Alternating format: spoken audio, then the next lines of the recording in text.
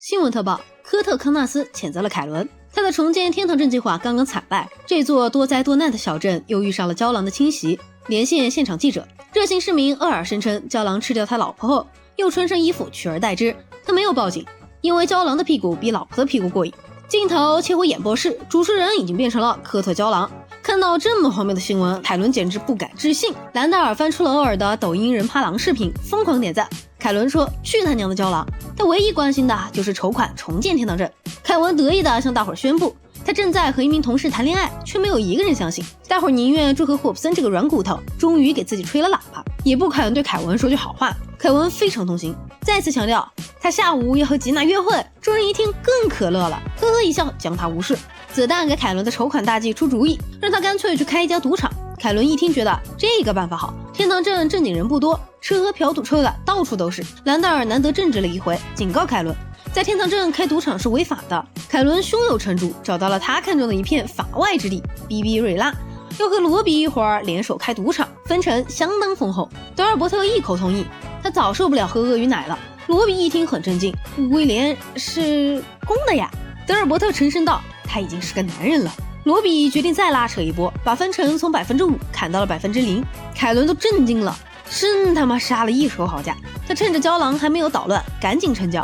郊狼表示虽迟但到。这天下午，凯伦和吉娜在公园约会，凯伦送给吉娜一把黄金左轮，吉娜心花怒放，送给凯伦爱心弹孔。罗比说：“老子谢谢您嘞。”俩人又去看怪物卡丁车，一看恐龙头盔卖完了，吉娜直接拧下机械霸王龙的脑袋送给凯文，也算是帮他报了夺前女友之仇。第二天上班时，凯文发现吉娜抓了个长屌男，用老二白写情话，凯文大受感动，认为他们是时候更进一步，牵个小手亲个小嘴了。吉娜忙说：“哎呀，家里没洗黄瓜了，开溜。”凯文很郁闷，吉娜明明很喜欢自己，可为什么他们不能亲热一下呢？BB瑞拉这边，大撒币赌场正式开张营业。罗比在剪彩仪式上宣称，这是全世界最大的撒币之家。凯伦为了省钱，让兰戴尔把警员们拉来充当服务员，当然要让这群妖孽不惹是生非。太阳得到西边出来，霍普森藏丁于烟，想白嫖无辜赌客的手活。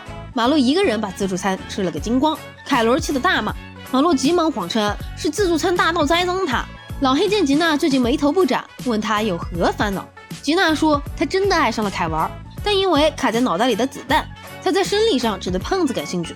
老黑感叹说，大家都是天涯沦落人，他也没想到自己会对一条海豚感兴趣。老黑以伍迪·艾伦为例，说如果人类真的只听大脑的话，他也不会去搞小女娃。老黑鼓励吉娜勇敢尝试，说不定就突破生理束缚，打开了新世界的大门。两人聊得正欢，兰戴尔忽然赶走旁人，和老黑单独谈话。他提起了道具笑匠比恩斯臭水，说那个神出鬼没的新警员一直没有和老黑同时出现过，今晚这个魔咒就将被打破，因为兰戴尔请来了比恩斯做主演嘉宾。老黑一听人都傻了，心说大白天遇鬼了。他忙问凯伦，警长从哪儿请来的比恩斯？凯伦呵呵一笑，表示他搞了个骗钱的假网站，现在傻子的钱已经骗到手，轮到老黑戴上面具帮他圆谎了。老黑抗议说，台下那么多异形，万一他装露馅了，铁定死的连渣都不剩。然而胳膊拧不过大腿，镇长亲自下达的任务，他敢不执行？每到这种时候，老黑都忍不住感叹，在这鬼地方还是当坏人舒服呀。另一边，子弹上了赌桌，连输10手，赌徒心理发作，直接上头，发誓不捞回本绝不下车。马洛跑来教育他说，赌博是不道德的，他老爸以前就是个赌鬼，输得倾家荡产，连买套套的钱都没有了，所以才导致一个低贱的穷婊子怀孕，生下了一个垃圾废物死肥仔，导致一生不幸，埋怨颇多。马洛如此深刻的自我批判，让子弹无言以对。马洛将子弹挤下赌桌，表示要收走他所有的赌注。荷官会错了意，给马洛连发了21张 A， 直接赢大发了。子弹这才发现，原来马洛的赌运这么牛掰。与此同时凯文忽然接到吉娜的救火电话，他急忙冲进套房，吉娜指着胯下说他这里着了火。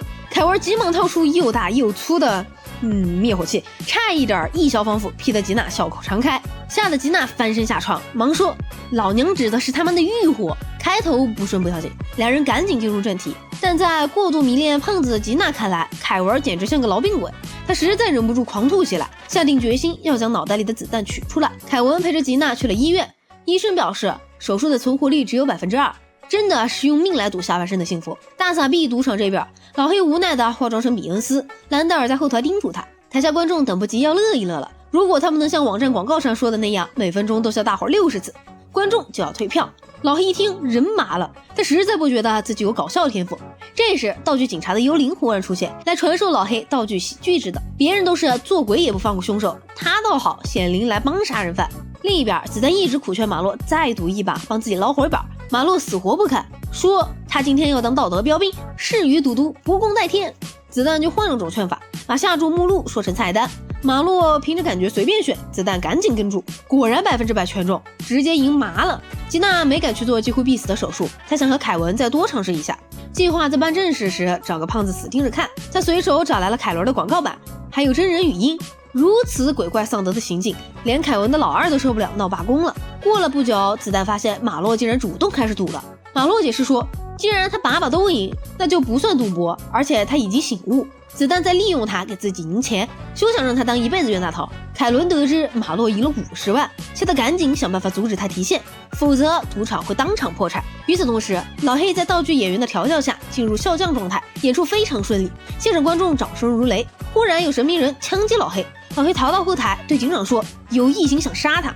兰德尔不相信，说异形只恨老黑，干嘛要杀无辜的比恩斯？老黑扯下伪装怒道，你他妈装傻是吧？警长一瞧旁边的胶囊老黑，真真假假分不清楚。胶囊老黑发表每日金句，胶囊会取代人类接管社会，小心下一个就是你，混账东西。另一边，为了和吉娜顺利啪啪啪，凯文给马洛下了迷药，把他当成胖子服穿在身上，想唤醒吉娜的欲望。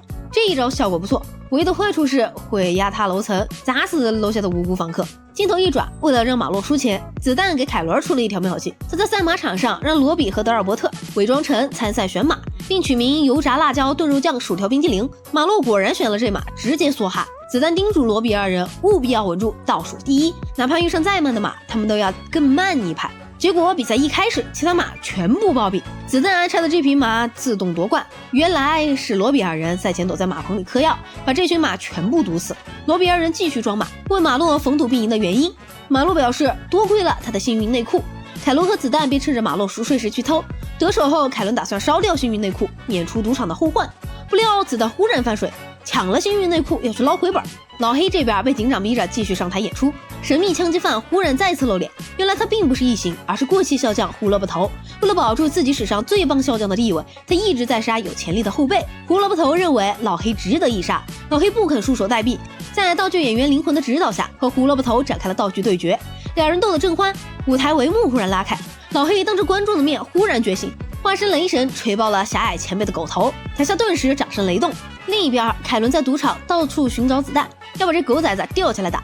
子弹穿着马洛一辈子没换过的原味幸运内裤，差点被熏死过去。为了捞回本，为了赢大钱，他一步步艰难地爬向赌场，只要能到达那个地方。最后他实在扛不住，四脚一蹬晕死过去。马洛最后用800万筹码兑换了一块彩虹小马橡皮擦，毕竟没有肥宅能抵御马娘的诱惑。